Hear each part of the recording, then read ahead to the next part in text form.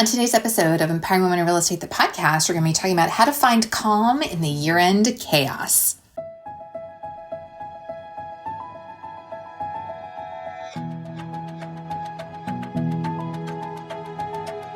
Hi, I'm Karen Cooper, a wife, mom of three, real estate broker, team owner, and founder of Empowering Women in Real Estate. As a realtor, I've personally helped well over 700 families in my career, and now I help thousands of women from all across the country balance real life and real estate through daily inspiration, motivation, and actionable plans to increase their success. Listen in as I share stories and tips from my life and business and interview some of my favorite people.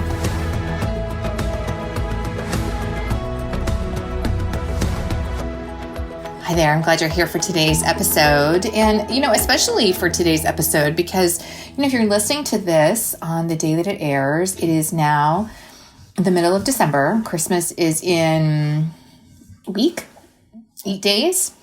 And, it's a really chaotic time of year. I think as a woman in general, and as a woman in real estate, there's a lot of things that are on our plates and are happening. Our businesses are busy. Hopefully your business is busy. And if not, I can help you with that. But we have a lot of things going on with our clients, with our businesses. This is like business planning, goal setting, review season. I mean, maybe you've already done that. We just wrapped up our last session for our team yesterday. So there's that's happening. Plus, what holiday things are you doing? We did a Thanksgiving pie event for our clients. You might be doing, I know some of our team members do like a breakfast with Santa or Christmas photos. Like you might be having some special client events. And then all the holiday things get thrown on top as well. Shopping for gifts, wrapping gifts. Maybe you have to ship gifts if you have people that don't live near you. You might have travel. You might have people coming to you. So you have to prepare your home if they're going to be staying with you. There's lots of invitations for parties and things to go to. It's just a really busy time of year. And it's all good things. If you have young kids, you might be in that phase where you are still have they have like the Christmas play. And, there's just a lot of things that are happening right now. And, just because these additional holiday demands or family demands, come on our plate does not mean that the stuff that was already there, like the extra work things, is moved off, right? Business is still happening. You have a lot of responsibilities as far as that. If you have transactions that are in process, you've got stuff that's happening there. If you've got listings that are active on the market, you've got stuff that's happening there. There's just a whole lot of things that are happening. And, I can remember many, many, many years ago when I was active. I can point out several different experiences that I had that really shaped who I am in terms of how I run my business and in terms of the boundaries that I have and that I hold. I remember one year it was Christmas dinner and I'm at my grandmother's house. That's how many, and she's been gone for decades. So that's how long ago this was. It must have been my first year in real estate. And the lead phone rang. I was on a traditional rainmaker team. And one of the things that I was fortunate to be able to do is I earned the right to carry the lead phone. And there were two other senior agents that did as well. And so, I'm sure that's why I got it, because it was a holiday. And so they didn't want to have it. And, and our team leader would call it sometimes just to make sure that you were answering the phone. And I will tell you, I developed so much anxiety from that.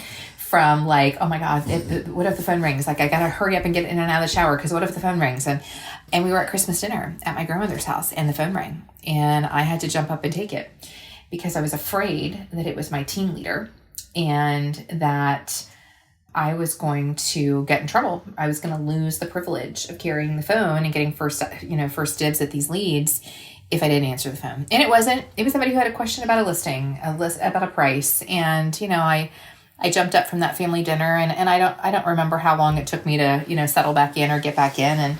And, especially looking back, and I don't remember the specific time frame, but, I didn't have my grandmother for very long after I was in the real estate business. And in fact, that might have been the only holiday.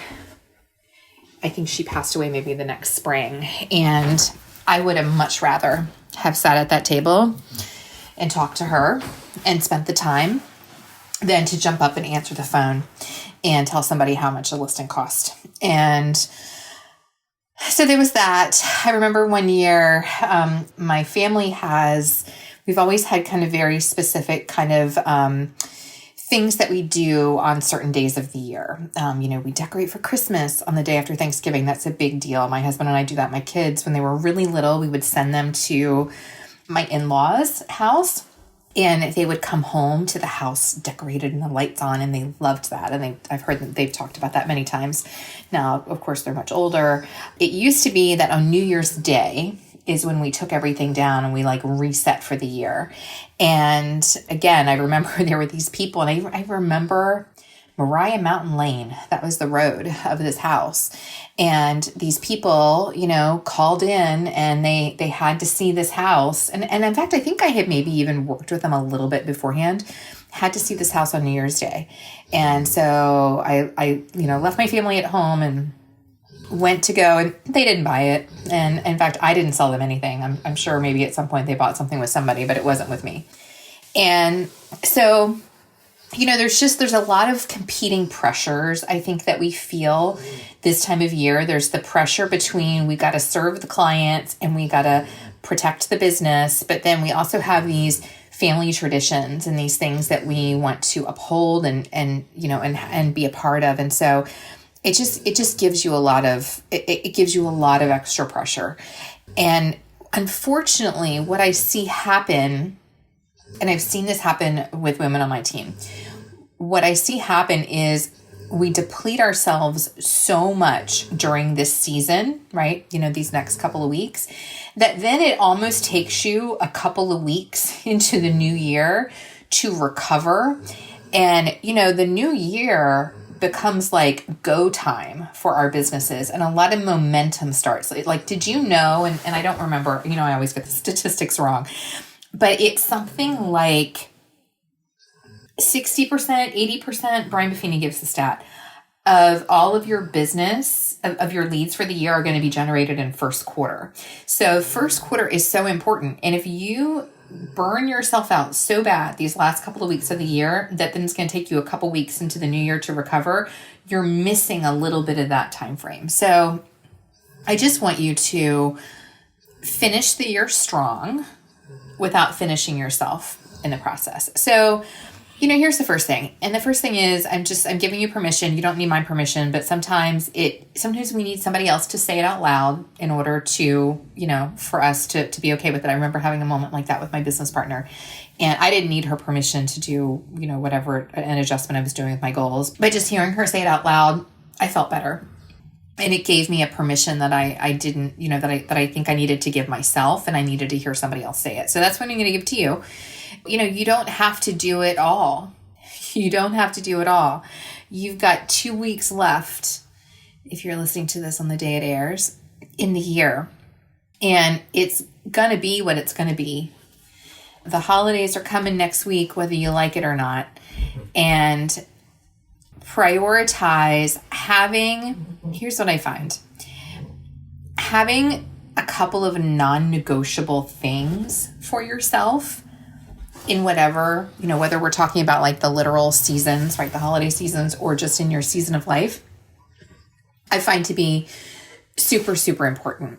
And I've given this example before. When my kids were small, when my oldest, when he was an infant, my second one, they were born 2 years apart. And it's when they were little, my non-negotiable was I was not going to miss the bedtime, bath time routine 2 nights in a row. Because you know how precious that is when they're little, right? And those 2 kids now, they're 21 and 19. So that's a long time ago. And when you're in that season, it feels like it's going to be forever, but it's not. It goes in a blink. And my I knew then based on, my business and how I worked, that I worked evenings and weekends, and I worked a lot of evenings and weekends. But that was one of my non-negotiables, is that I was not going to miss that bedtime bath time routine 2 nights in a row. I might have to be out tonight and have a listing appointment, but I'm not going to book one tomorrow night. It'll be, so I wasn't going to miss it 2 nights in a row. And then as they got older, it became dinner at home as a family. And that was really precious time. Again, my kids are all older now, and then with sports and college and things, it's a rarity now that we all sit at the table. And in fact, even when they were, middle school, high school with sports and things, it was harder for us all to get around the table. And so I think back to those times when they were young. I'm so glad that was a non-negotiable for me. And so I wouldn't miss dinner time, all of us together, 2 nights in a row. And then, again, I would shift that non-negotiable for myself. I wasn't going to miss their games, and I wasn't going to miss it for work. If I had to do an appointment beforehand and an appointment after, so be it, but I wasn't going to miss that time. And I'll admit it, a lot of the time I was on the sidelines on my phone, talking to somebody, negotiating a contract, writing contracts from my phone, but I was there. A non-negotiable for me for a long time was Sundays. I wouldn't do appointments on Sundays. I upheld that for for probably 10 years in my business. After I got really established, I was not, it was rare when I would do an appointment on a Sunday. So again, we all have those times. So think about these next 2 weeks of what's left in the year, and what's your couple non-negotiables? Think about what those are. Are you going to take a little bit of time off? Are you going to put your phone down for a couple of days? Are you not going to miss certain things? Are you going to just figure out, and it doesn't have to be a ton of things. It could be 2 or 3 things, but identify what those non-negotiables are for you and uphold those. It is okay to uphold those. If somebody doesn't want to work with you because you're not willing to show them a house on Christmas Eve, right? If somebody is not willing to work with you because you don't answer your phone because you're at the holiday play or whatever it is, they're not your person.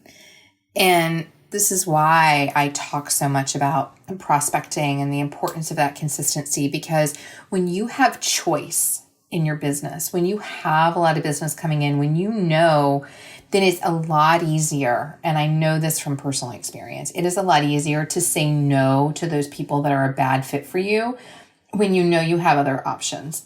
But when you don't have other options, that's when you have that scarcity feeling of, oh my gosh, I'm going to have to drop everything and go show this house. And, mommy's going to be right back. Or, sorry, everybody, I know the whole family is going to meet up for this, fun little dinner out or, event or whatever, but I got to go, talk to the sellers. Like, you don't have to make those kind of decisions. It's okay to put your family first.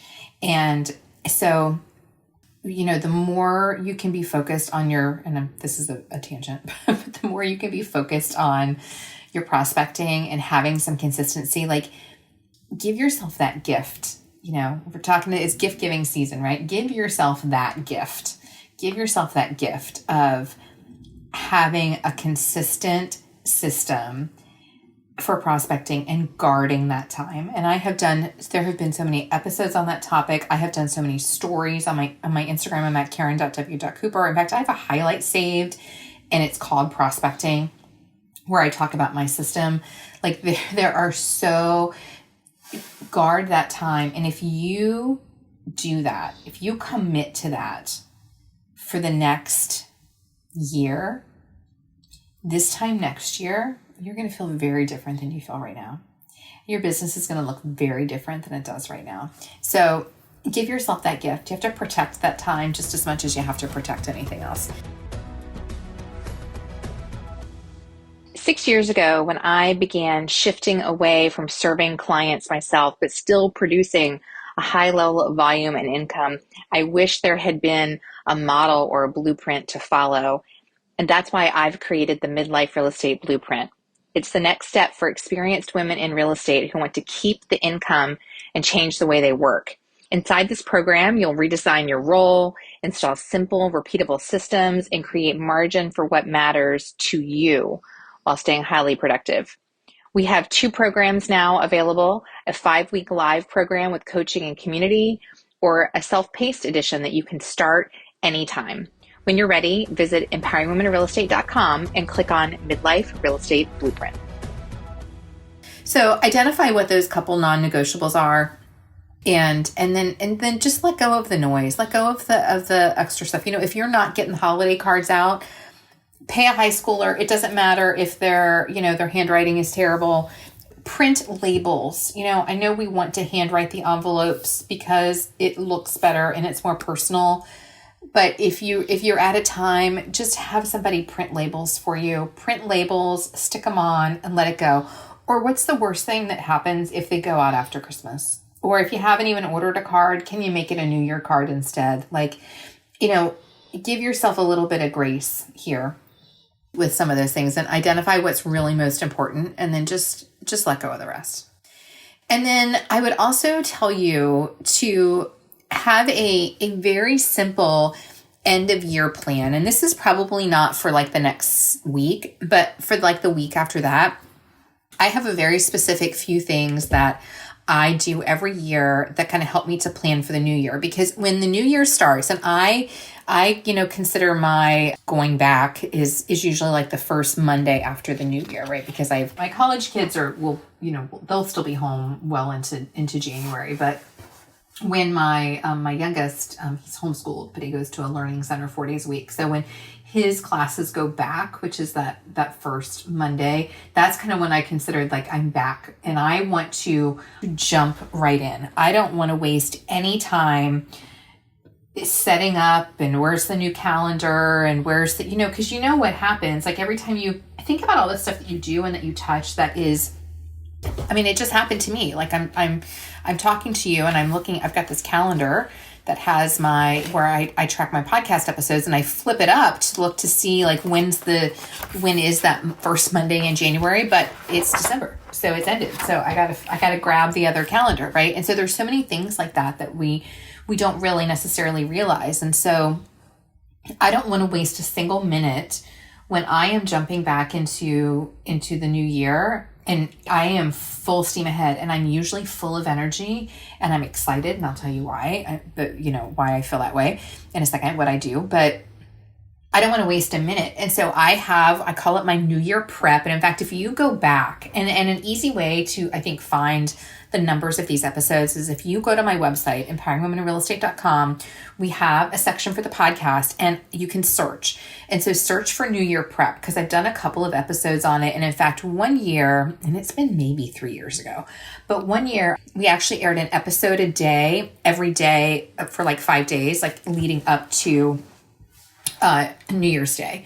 And it was all the steps for New Year's prep. So you might want to go back and look for that if that helps you. But for me, I have a few things that I do in the last week of the year or last couple of weeks of the year that really help me to make sure that I am very well set up for the new year. And so it's little things like, do I have my calendars?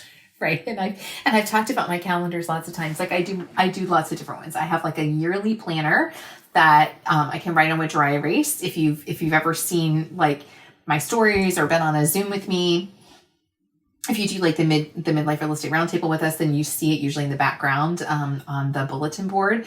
And that's where I put in the big things, right? When my kids are home, when are our team events? My oldest is a college lacrosse player. And in fact, he's a senior in college. And so this spring is his final season, which is, I'm trying not to have feelings about it, but I have feelings about it. And so I block off his games.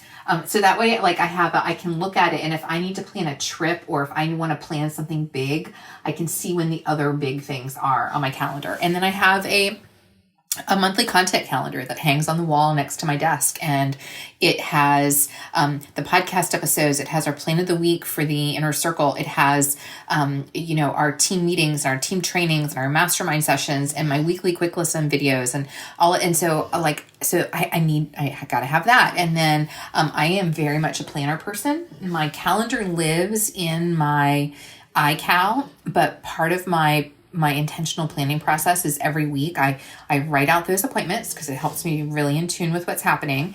And then, I keep my to-dos in my planner. And so I got to make sure, do I have the planner? Is the planner set up? I have certain things that are recurring that I do on a regular basis. Like, for example, I go ahead and I write the task for my prospecting on every single Monday. So there is literally no excuse for me to forget, because, I don't know if you're like me, but I love to check things off. And if it is there, I am not going to be able to move forward until it is checked off. So literally the first task that is on my planner for every Monday is prospecting. And so I need to set those things up. And then, I don't really do any paper files anymore. I used to for years, but everything is digital. But still there's digital files, because a lot of my digital files are organized by year. When I record these podcast episodes, they get shared into a Dropbox by year with my podcast producer. And then I have folders for, content, things for empowering women in real estate, things for our sales meetings for my team by year. There's a lot of things that are by year. And so I need to set up the new year. So there's just a lot of little things like that I do. And I make sure that I have this done by the end of the year. My goal planning, I've talked a lot about, the Power Sheets goal planner. I am such a huge advocate of it's called the Power Sheets Goal Planner. It's by a company called Cultivate What Matters. I have used it for at least 10 years, probably more than that. And it has been one of the biggest tools in helping me to achieve my goals. And there's a lot of prep work that you do before the beginning of the year. And then there's a little bit of monthly prep, and then you track. I've talked about it a ton. In fact, I even have a code. I think my code is 10 or 15% off. If you DM me on Instagram, I'll get you the code. But I set up my goal planner. So there's a lot of those things that I do that helps me to make sure that I am ready for the new year. I have a couple of birthdays that happen in January. My sister-in-law has a birthday. My business partner has a birthday. I actually usually like to get their presents during December, because there's a lot of sales that are happening. So there's a lot of things that I like to do and prepare so that I know that I'm moving into the new year in a way that really helps to make sense for me and feels good. Here's one more thing that I will share, and I alluded to this already, is you need to learn to protect your energy before protecting your calendar. And, we are famous, I am, maybe you are too, for overscheduling. Oh, well, sure, I can do that one more thing. Sure, I can do that one more thing. Yes, let me fit that one more thing in. And then before you know it, we are so depleted because we just don't have, we don't have the energy. The time, right? The time is technically there. Yes, I could go and spend one more hour with one more person. Or I could fit this luncheon on this day. But in doing that, my energy would be so depleted. I just would not, I would be no good to anyone. And so I really pay attention to that as I'm going about and planning my schedule on a daily basis. But here's how I do that for the end of the year. And this was one of the gifts that I got. I've talked a lot before about the period of time where I was a managing broker. And there were a lot of things about that was not good for me. But there were some good lessons that I learned from that. And one was this, and it was taking off time that week between Christmas and New Year's. And I have done that successfully now for more than 10 years. And in different seasons, right? Now I'm in a period of, a time in my business where I don't serve clients myself personally anymore. I generate a lot of business, refer it all out to my team. I don't serve the clients. So obviously that looks different. But even during the years where I was personally serving clients, this has been my routine. This has been my rhythm. And in fact, I even try to do it the last 2 weeks of the year. I say I don't do anything proactively, and I don't. I protect that time. And I protect that time because it gives me some space and some energy, because I'm not proactively taking phone calls. I'm not proactively attending meetings. We don't schedule anything with our team. We do our end of year holiday party. In fact, the day that you're listening to this, today that this airs, was the day before. That's our last team event for the year. And so that kind of marks the end for me of that proactive work. I still do some work, but it's I have the energy for it. I'm excited about it because I don't feel completely overloaded. And so that has been huge for me. It gives me the time to do the New Year prep. It gives me the time to think about my goals. I spend so much time creating workbooks, reviewing them, doing annual reviews, doing goal setting for my team, for the inner circle, like all through December or November, early December. That is stuff that we're working on, but I don't have any time in there to do it for myself. The time that I do it for myself is the last 2 weeks of the year. And so this gives me the space to do that. And so what that means is, because I've had this period of replenishment, then that means that when the new year starts, I am ready to go, and I am usually full of ideas, and I'm excited. So if there is any way for you to build in some kind of a break like that for yourself, and, maybe it's not 2 weeks, maybe it's not a full week, but can it be a couple of days? Can it be a weekend? What can you build in there to give yourself something to look forward to, and to give yourself some time to just really enjoy the season, protect your energy, and to, kind of refill your own cup. And then one last little bit that I will kind of talk to you about then is, let's talk a little bit about little bitty moments of calm and joy. This season is so fleeting. And, I love the lights and I love the Christmas trees. I have an ornament problem. So I actually have a lot of trees because I have a lot of ornaments, and it's just, I really love it and enjoy it. And if you're racing around all the time, a lot of times we used to, and I don't think I will ever do it again. There have been many years, and it was because of my kids' school schedules. There were many years where we would do trips in December.